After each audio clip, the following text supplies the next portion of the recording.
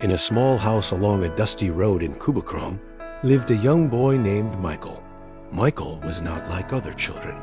He is a member of MMkids from Messiah Music School, and even when he was quiet, something inside him was always singing. Every morning before school, he would sit by the window. The curtains would move gently as the wind entered the room.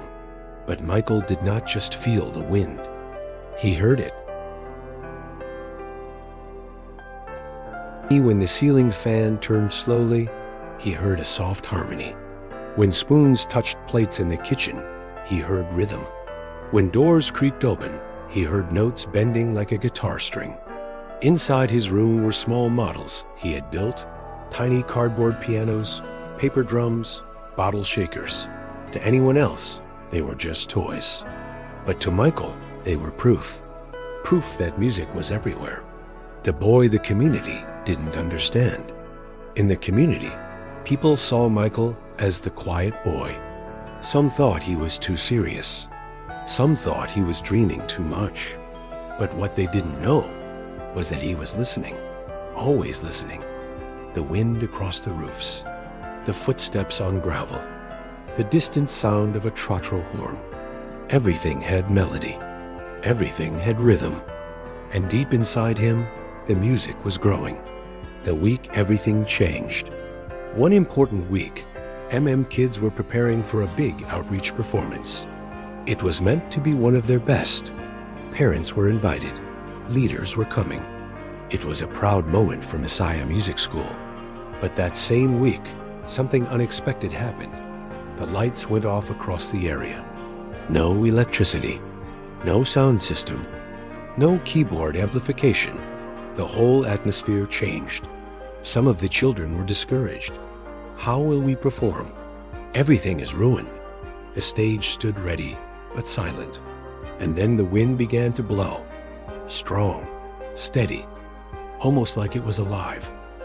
Michael stood still. He closed his eyes. He smiled. "It's not silent," he said softly. "The music is still here." The wind brushed against the zinc roofing. It hit the banners. Flap, flap. It passed through the trees. Who? Michael began tapping gently on a wooden bench. Tap, tap, tap. The other children watched him. He handed empty buckets to the drummers. He gave bottles with stones inside to the younger kids. He told the singers, "Don't wait for speakers. Let the wind carry your voice." And so they began. They sang louder. They sang freely. No microphones, no instruments plugged in.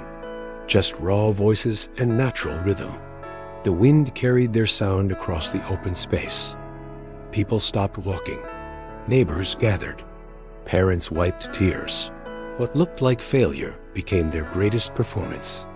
After that night, from that week on, the community no longer saw Michael as just the quiet boy. They saw him as the boy who could hear what others could not. They understood that the music inside him was not imagination. It was a gift. And every rehearsal after that, MMkids did something special. Before playing any instrument, they stood quietly. They listened to the wind. Because sometimes, when everything seems to go dark, the music inside you becomes the light. Moral of the story: your gift may be hidden. Your gift may be misunderstood. But when the right moment comes, the world will hear what has always been inside you.